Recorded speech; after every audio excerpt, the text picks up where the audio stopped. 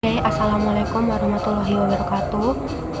Perkenalkan, nama saya Salma Purahita dengan 3 digit NIM terakhir 105 dari kelas SI 2023C. Di sini saya akan menjawab tugas untuk mata kuliah manajemen sumber daya manusia dengan dosen pengampu Ibu Gia Palupi. Ada di sini diberikan 2 studi kasus. Yang pertama ada studi kasus pada diskriminasi tes MMPI di Red Center dan juga Louisiana State Police. Yang kedua ada di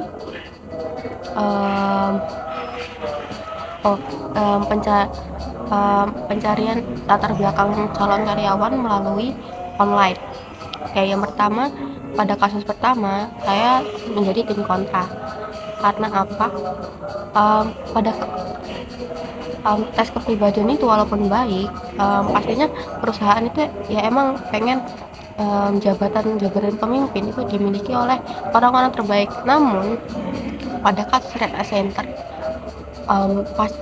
para penyandang disabilitas yang sudah bekerja pastinya sudah melewati step-step yang menyatakan mereka layak untuk menjadi karyawan di situ. Kenapa mereka harus menyebutkan statement bahwa untuk menjadi seorang pemimpin itu harus mempunyai mental yang bagus? Itu merupakan salah satu yang tentunya menyakiti para hati disabilitas.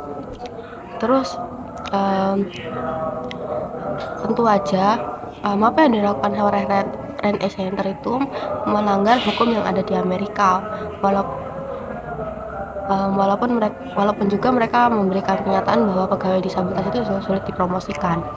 Kemudian untuk kasus Jenny Cruz yang ada di Louisiana State Police, yang mana tes MMPI-nya itu didiskriminasi karena masalah gender. Hanya karena tes MMPI-nya pria lebih tinggi dibandingkan wanita, mereka memilih pria karena di background mereka pria lebih baik. Padahal tentu saja cara pandang pria dan wanita itu berbeda. Selain itu, sangat disayangkan jika tes MMPI ini menggugurkan calon pemimpin yang berkualitas hanya karena masalah gender. Belum tentu laki-laki bisa lebih baik daripada perempuan dalam hal memimpin gitu, menurut saya. Selanjutnya, walaupun penggunaan tes kepribadian itu baik, tapi penting bagi perusahaan untuk memastikan tes tersebut itu tidak melanggar hak-hak karyawan ataupun menciptakan bias yang tidak adil seperti 2 kasus pada kasus pertama ini.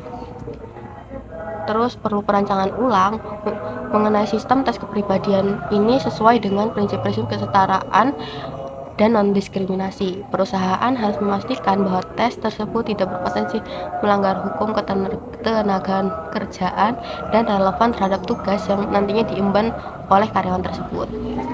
Selanjutnya ada yang pencarian kepribadian secara online.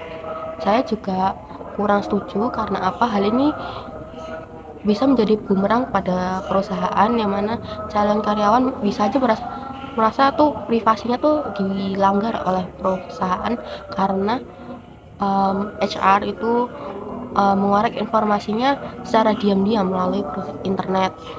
Terus pemilihan ini cenderung kurang karena ada individu yang kurang adil, karena ada individu yang kurang suka membagikan kegiatan pribadinya di sosial media, juga ada yang suka. Nah, jadi kurang bisa disamaratakan. Kemudian yang ketiga, apa yang ada di sosial media belum tentu sesuai dengan kepribadian asli karyawan yang cenderung hanya memperlihatkan satu sisi saja. Begitu pendapat saya mengenai 2 kasus yang diberikan Bu Gia. Wassalamualaikum warahmatullahi wabarakatuh.